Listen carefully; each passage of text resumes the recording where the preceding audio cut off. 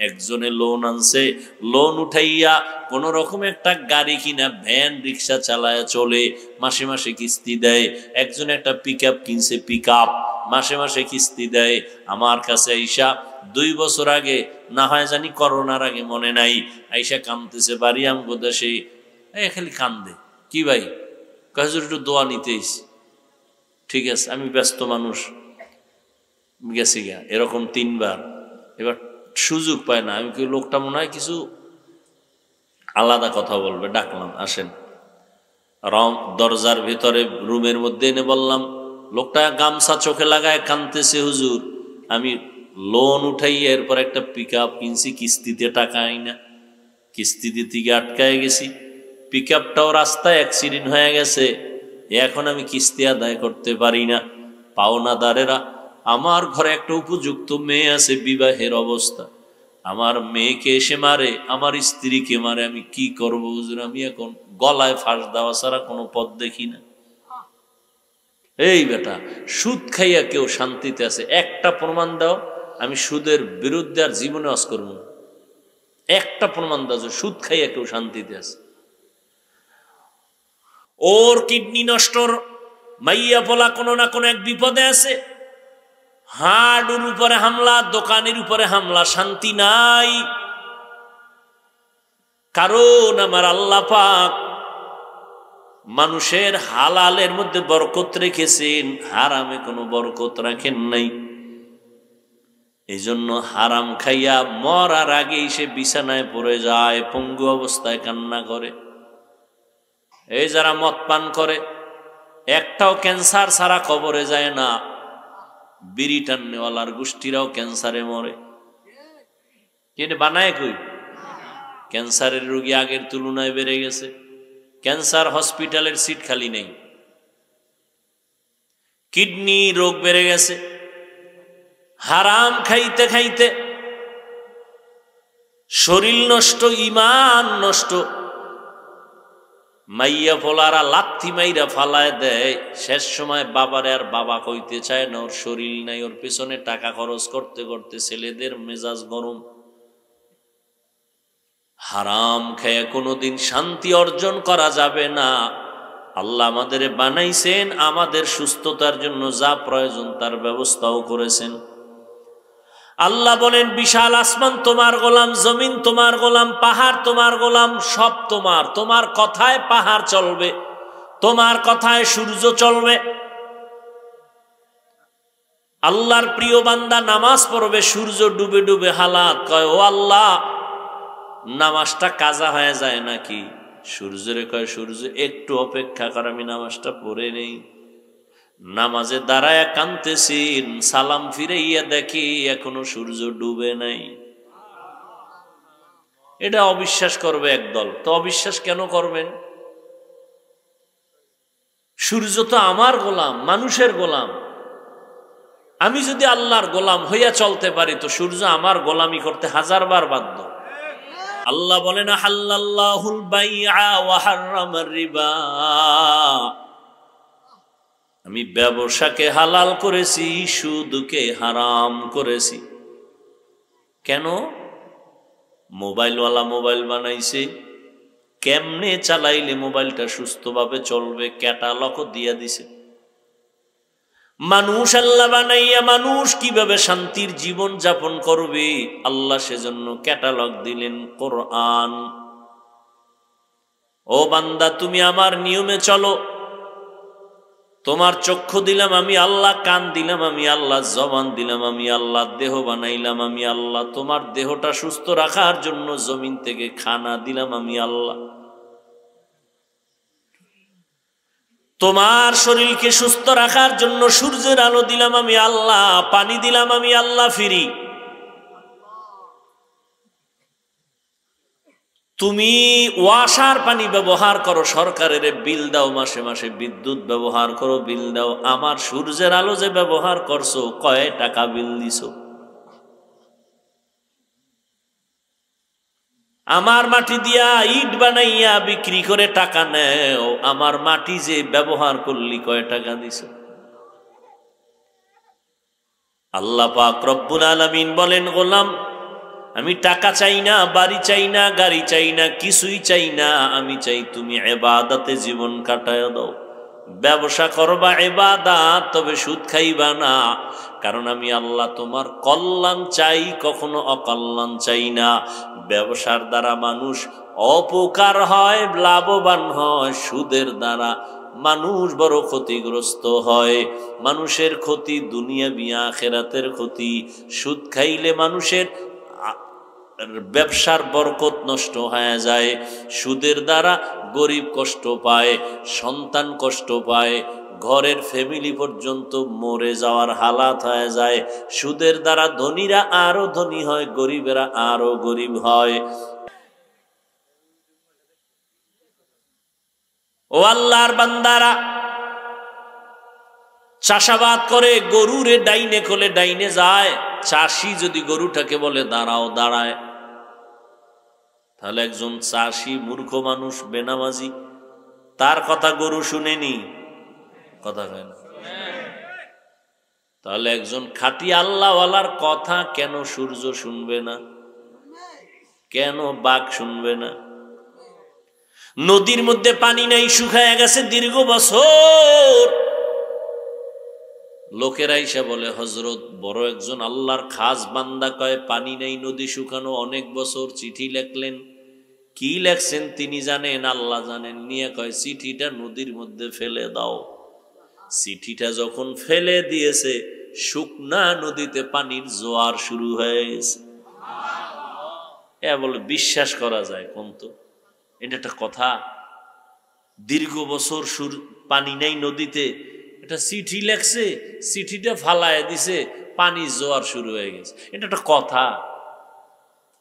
এ জ্ঞানে ধরে, মেধায় ধরে, কিন্তু না ধৈরাও উপায় নাই। কামটা তো ঘটাইছেন আল্লাহ পাকের প্রিয় বান্দা হযরত ওমরে ফারুকের লেখা চিঠি দিয়া। সরমনের ফিসা বইলে মোটামুটি কাফের বললে আর টেনশন ছিল না। আরে কাফের বলা যাইত। শরীয়তপুর হাজী শরীয়তুল্লাহর বংশধরেরা যদি এরকম একটা ঘটনা ঘটাইয়া লাইত, তাহলে মোটামুটি কাফের বললেও কোনো টেনশন ছিল না, সব কাফের। এটা হইতে পারে না। কাফের বলনেওয়ালারা টেনশনে হয়ে গেছে, ওমরের কেমনে কই, বুঝেন নাই? হ্যাঁ, বড় কঠিন। বলবেন হুজুর ওমরের সাথেও কি দুশ্মনী করে হুজুরেরা? আরে 20 রাকাত তারাবি পড়ে না কেন? কয় মোহাম্মদের মানি, ওমরের মানি না। কয় মানতে গেলে 20 পড়া লাগবে।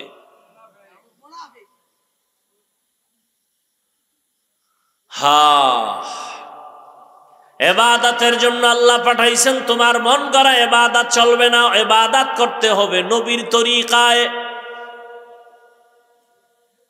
নবী যেমনে যেমনে শিখাইছেন অমনি ভাবে করো।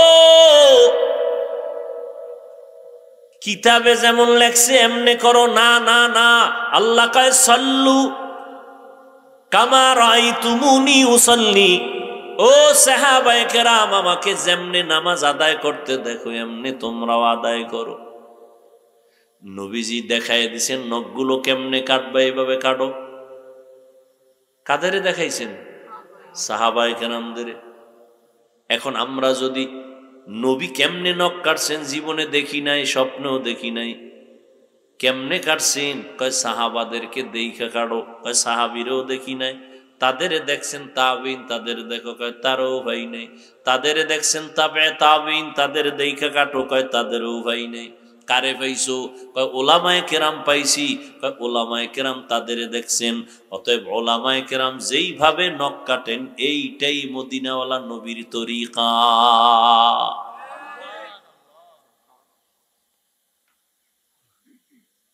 রহমতের নবীর তরিকায় বাথরুমে যাও ইবাদত।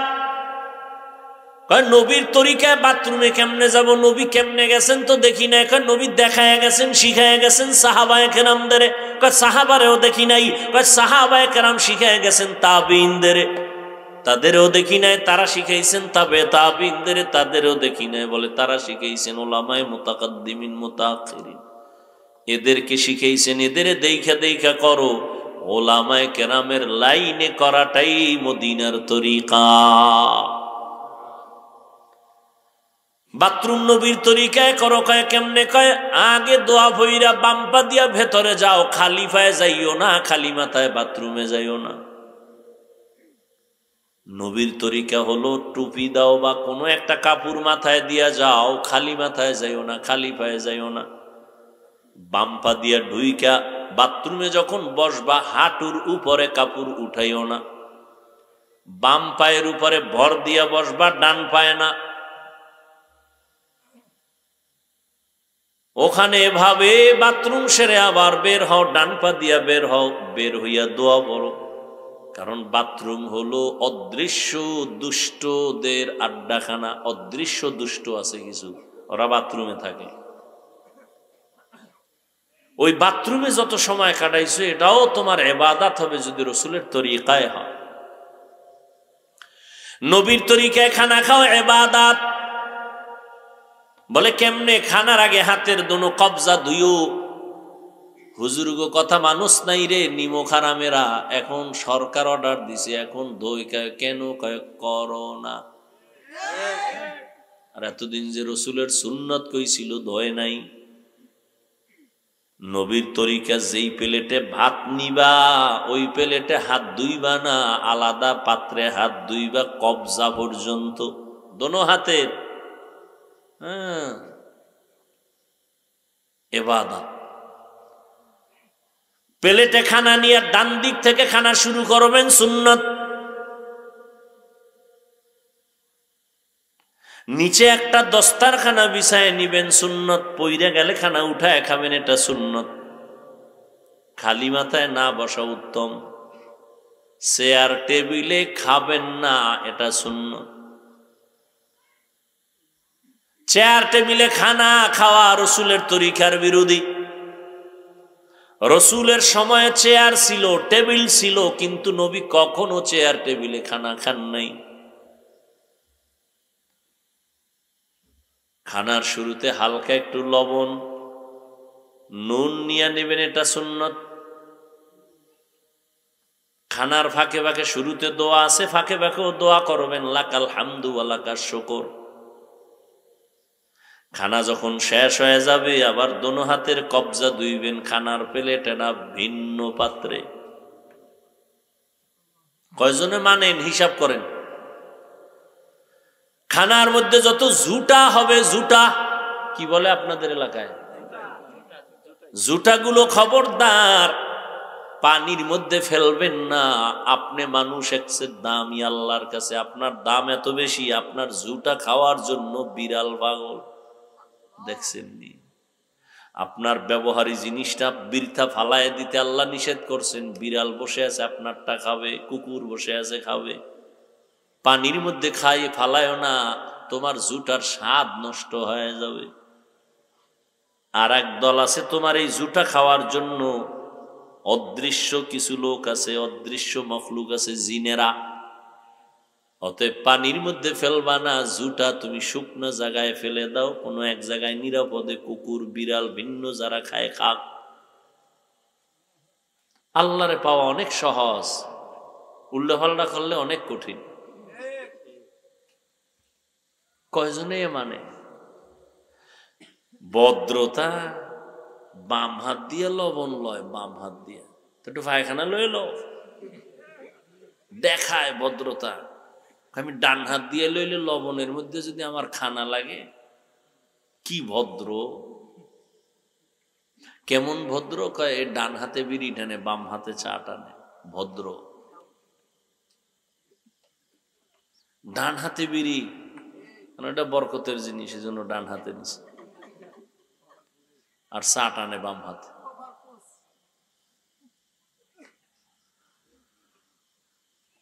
কই আমনের বাম হাতটা মানে সেকেন্ডের মাথায় দৌড় দেয়। আমগো বাম হাত তো কোনোদিন দৌড়ায় না, আমাদের ডান হাত দৌড়ায়। তো আপনার সম্মান কত বাড়ছে আর আমগোটা কত কমছে? গরুর মতো হাঁটে আর চাটে, হাঁটে আর চাটে। গরু তো আডে আর খায়, এও গরুর মতো আডে আর খায়। অথচ একটা খানার মধ্যে কত ডাইনে বামের নজর পড়ে, পড়ে না? খাইয়া কয় পেট ব্যথা করে। তো পেট ব্যথা করবে কে? বিসমিল্লাহ কইছো? মানুষের সামনে খাইছো। ওই বেটার খিদা 3 দিনের, হে পারে না থাবা দিয়ে নিয়ে যায়, হের সামনে বইয়ে মোষ তাওয়ায় তাওয়ায় খায়। তো তোর পেটে গজবে ধরবে না তো ধরবে কি? বদনজর বড় খারাপ জিনিস। একজনের পেটে জনমের ক্ষুধা, হের সামনে বইয়ে 3 প্লেট খাইতেছে, তো মরিয়া যাইতেছে। ও তো তাকায় দেখতেছে কেমনে খায়। ও পারে না যাই হুমরি খাইয়া পড়ে প্লেটের উপর। আর এই খাওয়া খায় বিছনা যাই হয়ে পড়ে, বাথরুমের দরজা খুইলা রাখো, ওটা আটকানের আর দরকার নেই। বদনজরে রিয়াকশন শুরু হয়ে গেছে। বদনজর বদনজর বদনজর, জিনেরও বদনজর লাগে। খুব সাবধান। এজন্য কোনো কিছু খাওয়ার আগে অন্তত বিসমিল্লাহ হইলেও পড়ে নিন। আর কারো সামনে খাইবেন না। এই রাতের বেলা ঘরে যেয়ে খাইবেন, জানালা খোলা রাইখে খাইবেন না, বাহির থেকে নজর আসতে পারে। বলার দায়িত্ব আমার। আপনার ফোন দিতে তার আমি চলি না, আমি রসুলের মহব্বতে বলে গেলাম। আপনি ফোন দিতে আপনি মরে না, তা আমার কি?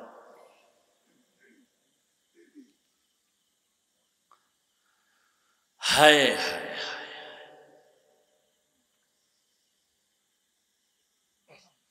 ঘুমাইবেন নবীর তরিকায় ইবাদত। বলে কেমনে? কয় ওযু সহকারে ঘুমাও, ডান কাতে ঘুমাও। হে কায়েত কুইতে আর কোনো টাইম আছে? হে মোরা মোবাইল নিয়ে মোরাকাবায় আছে। হারাটা রাত আমরা মোনাজাত ধরে বই আর হে ধরে হইয়া সারাটা রাত মোবাইল, সারা রাত। কির হুজুর কির খাজুর, সব এই রোগে রোগী। যে জোরে ঠিক কয় মনে হয় সব আমি আকাম করি। হে ভালো,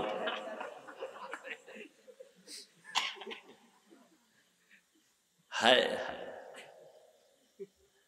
ধ্বংস করে দিল এই মোবাইল পুরা জিন্দেগি, পুরা সংসার, পরিবার।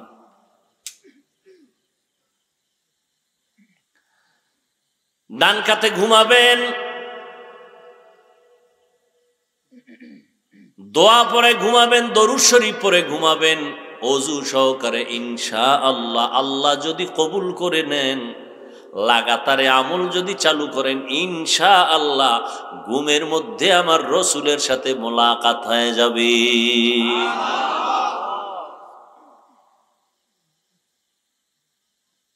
আহ, অথচ রাতের ঘুম শরীরের বড় নেয়ামত, বড় ঔষধ।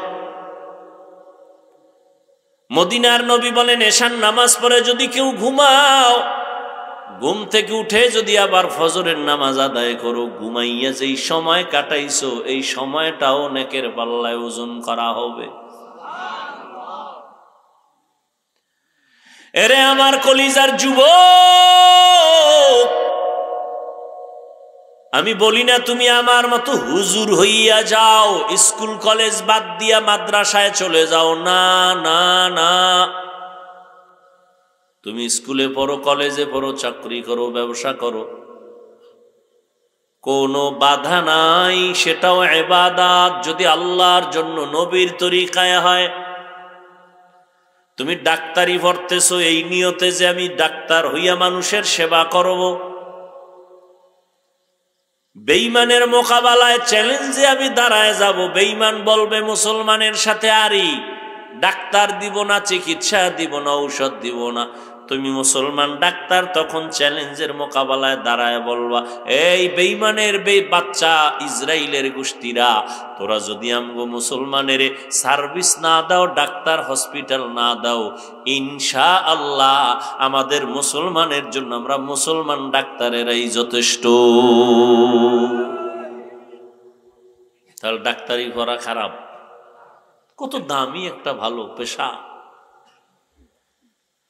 ও আল্লাহর বান্দা, লেখাপড়া করো আল্লাহর জন্য, নবীর তরিকা জিন্দা রাখার জন্য। তোমার মতো কত যুবক জীবনে মাদ্রাসায় পড়ে নাই, স্কুলে পড়ে, কলেজে পড়ে, চাকরি করে, RAB, army, police, BDR, doctor, professor, engineer, OC, DC, SP, chairman, member, MP, মন্ত্রী, 5 বেলার নামাজ পড়নেওয়ালা এরকম লোক জেনারেল লাইনে আছে না নাই? তুমি পারো না কেন? আমাকে হুজুর টুজুর বাদ দাও, তোমার লাইনের লোকটা নামাজ পড়ে, চাকরি করে, নামাজ পড়ে, ড্রাইভারি করে, নামাজ পড়ে, কলেজে পড়ে, তুমি পারো না কেন?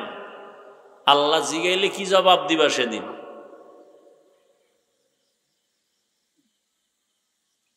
আল্লাহর কাছে কেমনে দাঁড়াইবারে বাবা? কয়দিন আর যৌবনের বাহাদুরি করবি রে যুবক? গাড়ির নিচে যুবকের লাশ, পানির নিচে যুবকের লাশ, ঘুমের বিছানায় যুবকের লাশ। এমন একটা দিন নাই যুবকের লাশের কোনো খবর নাই। যে ঈদ গেল, ঈদ উল ফিতর, কত মানুষ মরে গেল একসাথে, 5 জন, 22 জন, 20 জন। আর এখন তো তোমার মরণ ফাঁদের আর এক নাম বাইক। ওইটার উপরে বইলে কি পরিমাণ যে আগুন বাড়ে, পুরা পশমের গোড়ার থেকে খালি আগুন। ওটার উপরে বইলেই মানে মিটার গরম হয়ে যায়। ওরা আস্তে চালাইতেই পারে। আর এর মধ্যে থাকে যদি আবার বিপরীত সাইডের মানুষ, তাতে আরো আগুন। কি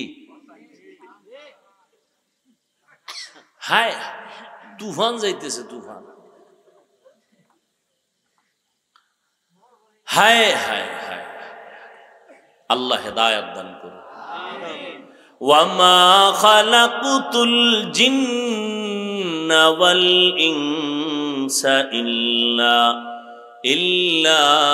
লিয়াবুদুন।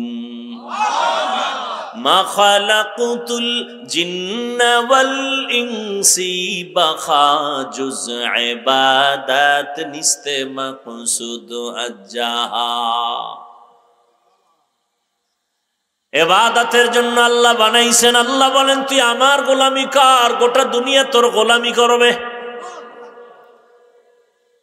দুনিয়া তোমার গোলাম, তুমি আল্লাহর গোলাম। তুমি টাকার পেছনে দৌড়াও কেন? টাকা তোমারে খুঁজবে, তুমি টাকা খুঁজো কেন? তুমি সম্মানের চেয়ার খুঁজো কেন? সম্মানের চেয়ার তোমারে খুঁজবে, সম্মান তোমারে খুঁজবে রে বাবা। টাকার পেছনে দৌড়াও না, আল্লাহর দেওয়া ইলমের পেছনে দৌড়াও। পয়গম্বরের একজন কলিজার সাহাবী, প্রথম তিনি হলেন নবীজির চাচাতো ভাই, পরে হলেন সাহাবী, পরে হলেন জামাতা। নাম বলতে পারবেননি, নমুনা যা বললাম। কে? হযরত আলী। 7 বছর, 10 বছর, 9 বছর রসুলের হাতে যাইয়ে এই বয়সে কালেমা পড়ছেন। 7 বছর থেকে 12 বছরের মধ্যে হযরত আলী। মদিনার নবী আলীর গুণগান গায়ে কয়, আনা দারুল হিকমা ওয়া আলিয়ুন বাবুহা। আমি হলাম ইলম ও হিকমতের ঘর, আর এই ইলমের ঘরের দরওয়াজা আমার হযরতে আলী। হযরত আলী শুকর আদায় করেন। যুবক, ও আল্লাহ, মানুষের সম্মানের চেয়ারে বসতে হলে 2 পুঁজির একটা লাগে। টাকা লাগে না, হয় ইলম লাগে, শিক্ষাগত যোগ্যতা লাগে।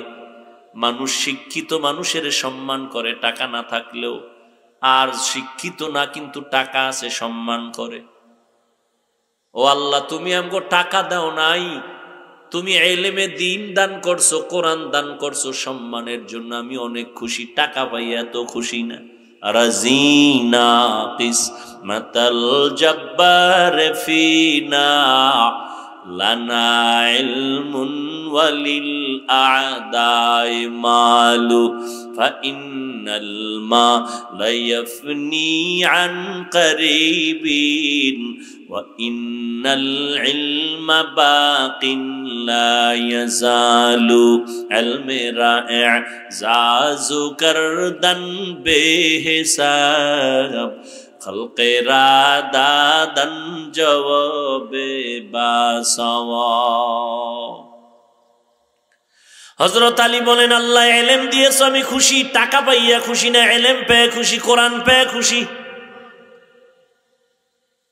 আর আমরা টাকা পাইলে খুশি, ইলম পাইলে খুশি না। এই জন্য কেউ এলেমের পিছনে দৌড়ায় না। টাকা কেমনে আইবে? ডাক্তার হইলে টাকা আসবে, ইঞ্জিনিয়ার হইলে টাকা আসবে, ইংলিশে কথা বললে টাকা আসবে, কোরআন পড়লে টাকা নাই, সব ফকির। অথচ করোনার মধ্যে ইঞ্জিনিয়ার ঘুমায়, চাকরি নাই, সব ডাক্তারেরা হাত পাও ভেঙে গেছে, কোনো চাকরি নাই, ব্যবসার ব্যবসা বন্ধ, চাকরিজীবীর চাকরি বন্ধ, ফ্যাক্টরি বন্ধ, গাড়ি বন্ধ, ট্রেন বন্ধ, রাস্তা বন্ধ, দোকান বন্ধ, কিন্তু একটা কোরআনের মাদ্রাসাও বন্ধ হয় নাই। চেয়ারম্যান সাহেব চেয়ারে বইছে কয় বছর, এরপরে পায়া উলিতে খাইয়া ফেলায়, শেষ, এটার পাওয়ার নাই। আর একজন কোরআনওয়ালা চেয়ারে বসছি, এই চেয়ারের কোনো মেয়াদ নাই। আছে? এই চেয়ারের মেয়াদ আছে? বড় হুজুর এই চেয়ারে বইলে কোন এমপি বইব এই চেয়ারে? আর খবরদার খবরদার, হুজুরের চেয়ারে পাওয়া যাবে। এবার বুঝেন, একটা হলো মাওলার সিলেকশন, আর একটা হলো বান্দার ইলেকশন। বান্দার ইলেকশন, মাওলার সিলেকশনের সম্মান। হযরত আলী বলেন, আমি টাকা পাইয়া খুশি না, আমি কোরআনের ইলম পেয়ে খুশি। কারণ টাকায়ও সম্মান পাওয়া যায়, মেয়াদ নাই। ভয় কখন যদি ফুলের মালা দিয়ে আবার জুতার মালাও দিতে পারে। কিন্তু কোরআনের ইলমের সম্মান এত বেশি, টাকাওয়ালার টাকা আজ আছে কাল থাকবে না, ইলমওয়ালার ইলম সিনায় ঢুকবে আর বিদায় হবে না। টাকাওয়ালা গরিব হয়ে গেছে নাই কি? কোটি টাকার মালিক দেখো অভাব হয় না দূর, গরিব ঘুমায় আরাম করে মনটা বাহাদুর। ফেরাউনের লাশটা দেখো মিশর জাদু ঘরে, খায় না মাটি পোকা মাছি সবাই ঘৃণা করে। ঠিক নি? ফেরাউনের চেহারা কিন্তু অনেক সুন্দর ছিল, দাড়ি ছিল এত বড় বড়। হুজুর, টাকার অভাব নাই, ক্ষমতার অভাব নাই, এরপরও কেউ ফেরাউনের নাম শুনলে দোয়া করে কি? পৃথিবীতে আমগো মুসলমান বাদ দেন, কোন বেঈমানের ঘরে কোন সন্তান আছে ফেরাউন? দুই একজন আছে, এদিকে শরীয়তপুরে আছেন, যে অমুকের নাম, আমার ছেলের নাম মুহাম্মদ ফেরাউন। হ্যাঁ, কেউ যদি বলা হয় তুমি ফেরাউন রাখো, না না না না, আরে তোর মাসে মাসে 50,000 টাকা দিব। 50,000 টাকা ভাইয়া বেঈমান কইবে আমি পারুম না, আমার টাকার গুল্লি মেরে। আমগো বাঙালি জাত বড় বেতাল্লা, ও কইব আসলে দিবানি, কহা স্টাম্প কর দিমু, কথা হলে নাম রাইখা দিলাম, পরে তওবা করে নি। সারা দুনিয়াতে কারো ফেরাউন নামে একটা সন্তান নাই, নমরুদ নামে সন্তান নাই। কারণ অভিশপ্ত মানুষগুলোর জন্য কেউ মন কাঁদে না, কেউ তাদের পছন্দ করে না। কোরআনে যদিও তাদের নাম আছে। ও আল্লাহর বান্দারা, হযরত আলী বলেন, টাকাওয়ালার টাকা আজ আছে কাল থাকবে না, ইলমওয়ালার ইলম সিনায় ঢুকবে, কখনো বিদায় হবে না। তবে এখানে যুবকরা আছো, শিক্ষিত, তোমরা শিক্ষা অর্জন করো। তোমাদেরকে একটু পয়েন্টটা বলেই দেই, শিক্ষাগত জ্ঞান সিনায় ঢুকলে এটা যায় না, যায় না, যায় না, 1000 কোটিবার সত্য কথা যায় না। তবে এই জ্ঞানটাও সিনার থেকে চলে যাবে যদি এই ইলমের সাথে, জ্ঞানের সাথে, বা জ্ঞান শিক্ষা যিনি দিছেন তার সাথে বেয়াদবি করো, তো জ্ঞান থাকবে না। শিক্ষকের সাথে মাস্তানি না, তোমার বাবার টাকা আছে, সেই টাকার বাহাদুরি দেখাও, শিক্ষকের সাথে বেয়াদব কোথাকার। লিখে রাখ, মরার আগে বিছানায় পঙ্গু হয়ে যাবি, লিখে রাখ। হযরত আলী বলেন, মান আল্লামানি হরফান ইনশাআ বাআ ওয়া ইনশাআ আতাকা, আমাকে একটা অক্ষর যে শিক্ষা দিলেন তিনি আমার মাথার মুকুট, চাইলে তিনি আমারে গোলাম বানাইয়াও রাখতে পারেন, বিক্রিও করতে পারেন, তিনি আমার এত দামি ব্যক্তি। মা বাবায় তোমার এত শিক্ষিত মানুষ, তারপরও সন্তানের লেখাপড়া করাইয়া নিজে মানুষ বানাইতে পারে না, আর একজনের কাছে দেয়। ওই শিক্ষক তোমারে ধৈর্য ধৈর্য হাতে কলমে দস্তখত শিখায়, ইংলিশে কথা বলা শিখায়, তার সাথে বেয়াদবি করবা, কপাল পুড়ে যাবে।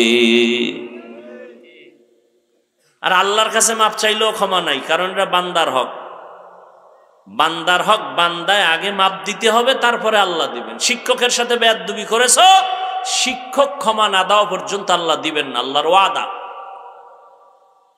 বান্দার হক। হযরত আলী বলেন, আমি এলেম পেয়ে খুশি, টাকা পাইয়া খুশি না, মাল পেয়ে খুশি না, মাল পেয়ে খুশি আবু জাহাল, আবু লাহাব। আমরা এলেম পেয়ে খুশি, কারণ এলেম বিদায় হবে না। দ্বিতীয় ব্যবধান হলো, টাকাওয়ালার টাকা যত বাড়ে তত দুশ্মন বাড়ে, আর জ্ঞানীদের জ্ঞান আর এলেম যত বাড়ে তত বন্ধু বাড়ে। টাকাওয়ালার টাকা বাড়লে বন্ধু বাড়ে? সব দুশ্মন, চারিদিকে সব দুশ্মন। বডিগার্ড বডির উপরে ছুরি মারে। হযরত আলী বলেন, ৩ নাম্বার ব্যবধান, টাকাওয়ালার যত বয়স বাড়ে তত সবার ঘৃণা বাড়ে, আর এলেমওয়ালার যত বয়স বাড়ে সবার মোহাব্বত বাড়ে। টাকাওয়ালা যত বুড়া হয়, বউও কয় মরে না কেন, ছেলেরাও কয় ইমাম সাহেব একটা জালালি খতম দেন তো, তাড়াতাড়ি বাবায় মরে যাক, তাহলে বাবার টাকা পয়সা দিয়ে একটু আড্ডা দিব, যেখানে সেখানে ঘুরতে পারবো, কিন্তু এই বাবার কারণে পারি না।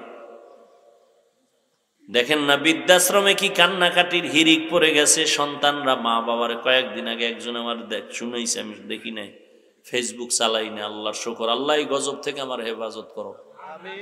তোমাকে দোয়া তোমরা কইরে নাও, কারণ এই দোয়া কবুল হইতো না। বেতাল্য অবস্থা, যে আকাম চলতেছে।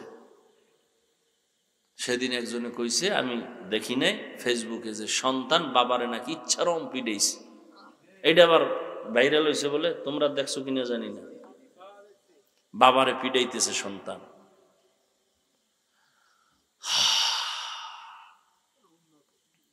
টাকাওয়ালার যত বয়স বাড়ে, যত বুড়া হয়, তত ঘৃণা বাড়ে। স্ত্রীও ঘৃণা করে, সন্তানেরাও ঘৃণা করে।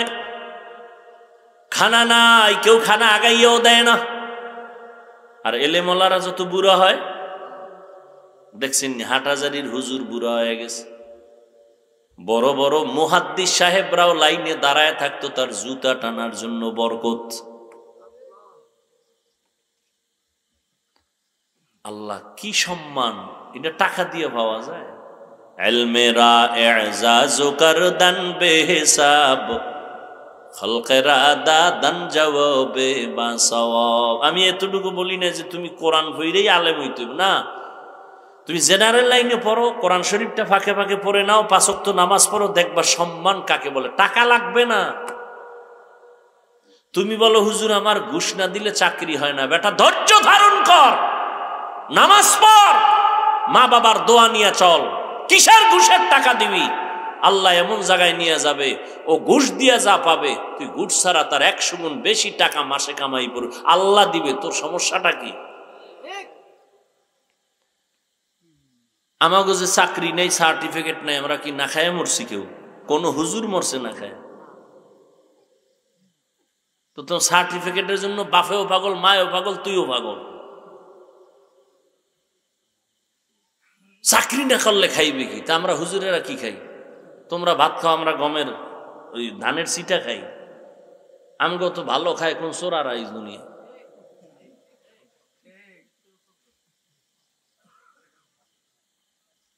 মিষ্টি দেবা, দাও, বিসমিল্লাহ বিসমিল্লাহ নাই। আর কোটিপতি আস্তাগফিরুল্লাহ, নাউজুবিল্লাহ। খবরদার, 20 দে 20 এই মিষ্টি দিস না, কারণ এটার মধ্যে রেড অ্যালার্ট দেওয়া আছে। খাইলেই বিষ। গরু দে 6 কেজি 2 হুজুরে খাইয়া লাইছে নাই। হ্যাঁ,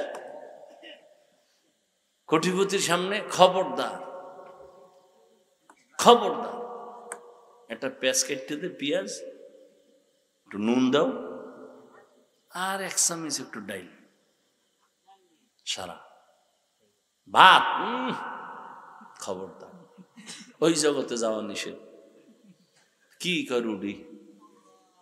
কি রুটি? দামি রুটি না, কোনো দামি রুটি না, একেবারে যেটা সবাই সচরাচর খাইতেও পারে না, এইরকম লাল আটা খুঁজে আনো, মজা নাই।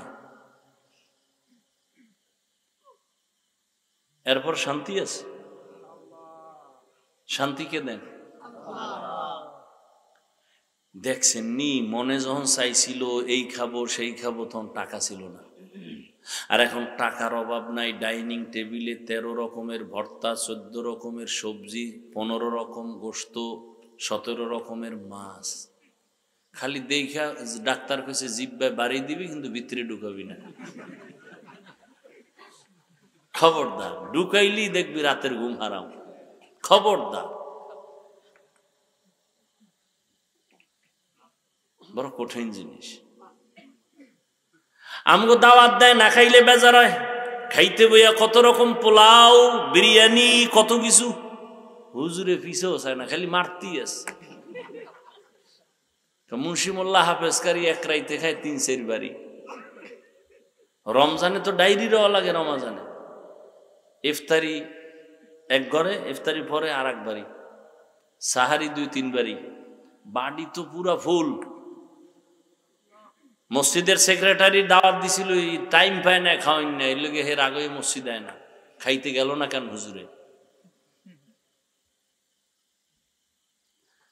আমি কাউকে নিচু করতে চাই না, যে আল্লাহ পাক সম্মান দিলে যে এটা মজবুত হয়, এটার স্থায়িত্ব এটা বুঝাইতেছে। দুনিয়ার পিছনে ঘুরেন কেন? টাকার পিছনে ঘুরেন কেন? টাকা আপনার পিছনে আসবে, আপনি আল্লাহকে খুঁজেন। গুলশানে এক হাজী সাহেবের সাথে দেখা হয়েছে, নাম কইলে অনেক বড় লোকেরা চিনে ফেলতে পারে। বিশাল হাজী সাহেব, যেমন হাজী তেমন জামা, তেমন তাকবিরুল্লাহর সাথে নামাজ। 110 কোটি টাকা, কত?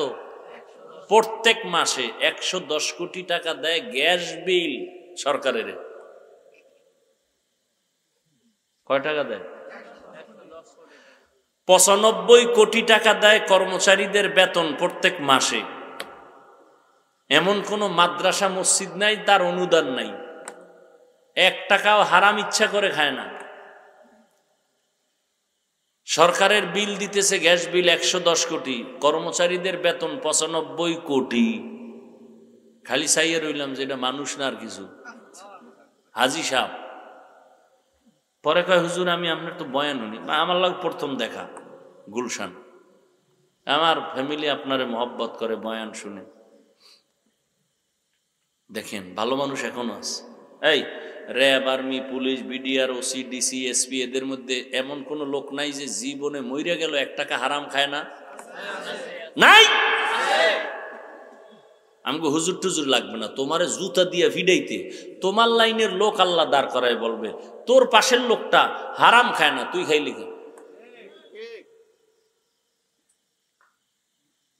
একটু অন্তরটা বুঝাও না বাবা। আমরা টুপি পরছি, দাড়ি রাখছি, নামাজ পড়ি, মাথায় টুপি দিলে গরম হয় কি আমরা বুঝি না? দাড়ি রাখলে যৌবনের ভাব চলে যায়, তোমার থেকে তো কম বুঝি না। লম্বা জামা পরলে শরীর গরম লাগে, সব বুঝি। মানুষ আমাকে গালি দেয় ইচ্ছা রকম, আর আমারে যে কি পরিমাণ দেয় এটা তো তোমরা জানো। ফেসবুকের যারা গোলামি করো তোমরা সবাই জানো কি পরিমাণ আমারে মানুষ দোয়া দিতেছে ফেসবুকে, ইচ্ছা রকম। কই আল্লাহর শুকর, সম্মান তো কমে নাই, মইরা তো যাই নাই। তুমি কেন দিনের পথে চলবা না? তোমাকে তো বলি না কওমি মাদ্রাসায় আসো, তাবলিগে আসো, চরমনায় যাও, একবারও তো বলি না। তুমি স্কুলে পড়ো, কলেজে পড়ো, চাকরি করো, ব্যবসা করো, রসুলের তরিকায় চলো, মা বাবার দোয়া নাও, ওলামাদের পরামর্শ নিয়ে 5 ওয়াক্ত নামাজ পড়ো, বাস। দেখো তোমার সম্মান, শিক্ষকেরা দোয়া করবে, মা বাবা দোয়া করবে, মুরব্বীরা দোয়া করবে। কি এরকম যুবক ছেলে নাই? স্কুলে পড়ে 5 ওয়াক্ত নামাজ পড়ে নাই, কলেজে পড়ে 5 ওয়াক্ত নামাজ পড়ে নাই। বাস, আর আমাদের দিকে তাকানোর দরকার নাই। তুমি তোমার লাইনের ছেলেটার দিকে তাকাও, মনেরে বুঝাও যে আমার মতো ছেলে যদি স্কুলে পড়ে নামাজ পড়ে আমি কেন পারি না? আমার মতো যুবক যদি রাস্তায় গাড়ি চালায় নামাজ পড়ে আমি কেন পারি না? আমার মতো যুবক যদি কৃষিকাজ করে নামাজ পড়ে আমি কেন পারি না? আমার মতো যুবক যদি শ্রমিকের কাজ করে, নদীতে মাছ ধরে নামাজ পড়ে আমি কেন পারি না? তাহলে আমার উপরে আল্লাহ বেজা। তওবা করে নেই, আর নামাজ ছাড়ব না, মা বাবাকে কষ্ট দিব না, ওলামায়ে কেরামের পরামর্শ নিয়ে নবীর তরিকায় চলবো। কি নিয়ত করা যায় না? আল্লাহ হেদায়েতের মালিক। তুমি আজকে এখানে আসো সুস্থ, কালকে তো এমনও ঘোষণা হতে পারে নাই তুমি, কি হতে পারে না? পারে। তোমার শরীরে কোনো রোগ নাই, তুমি মনে করতেছো আমি আরো 100 বছর বাঁচবো, আমার কোনো রোগই নাই। হঠাৎ করে বুকে ব্যথা উঠছে, মাকে বললাম মা আমার ব্যথা করে বুকে, ধরো। 5 মিনিটে দেখে প্রাণ পাখি চলে গেছে। ডাক্তার সবাই বলে এটা আমার ছেলের কোনো রোগ নাই, মরলো কেন? কারণ নতুন করে একটা রোগের জন্ম হয়েছে, হঠাৎ রোগ। নাম কি? নাম কি? স্ট্রোক। শেষ জায়গায় শেষ।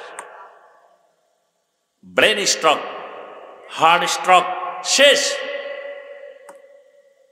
বিছানায় যখন ঘুমাও বাতি নিভাইয়া দিছো, কেউ নাই রুমে, দরজাও বন্ধ, জানালাও বন্ধ, কানের ভিতরে গানের তার লাগানো। 1 মিনিট চিন্তা করো, যদি ঘুমের ভিতরে আজরাইল আইসা পড়ে। কে এই যুবকেরা, ঘুমের মধ্যে মরে না মানুষ? তো তোমার ঘরে আজরাইল আইতে পারে, চিনে না? তো তোমার রুমে যদি ঢুকে দেখে তোমার গানের তার লাগানো কানে, বেঈমানেরে বুঝাইলেও বুঝে ফেলতো, তওবা করতো, তুমি বুঝো না কেন? তুমি তো আল্লাহ মানো, নবী মানো, কোরআন মানো, হাদিস মানো, তোমাকে বুঝাইতে তো কষ্ট হয় কেন আমাদের? তুমি মানো না কেন? তোমার মতো বহু যুবক আছে, চরিত্র ভালো, একটা নেশা পান করে না, কোনো নেশায় নাই, কোনো আড্ডায় নাই, এরকম ভালো যুবক নাই? তা তুমি তার মতো হতে পারো না? তুমি কাজী নজরুল হতে পারো না? কবি নজরুল হতে পারো না? তুমি মরে গেলে ইতিহাসের বই আকারে ছাপানো হবে, এডিশন তৈরি হবে। তুমি নিজেকে নিয়ে ভাবো না কেন? তুমি ভালো একজন ডাক্তার হও, বাংলাদেশ কেন তোমাকে বিদেশে হায়ার করে নিয়ে যাবে তোমার সুনাম, তোমার আদর্শে, তোমার চরিত্রের কারণে। তোমার মোবাইল চালানো ছাড়া আর কোনো কাম নাই? আল্লাহ সব ভাইকে হেদায়েত দান করুন। আলহামদুলিল্লাহি রাব্বিল আলামিন, ওয়াসসালাতু ওয়াসসালামু আলা সাইয়্যিদিল আমবিয়াই ওয়াল মুরসালিন ওয়া আলা আলিহি ওয়া আসহাবিহি আজমাইন।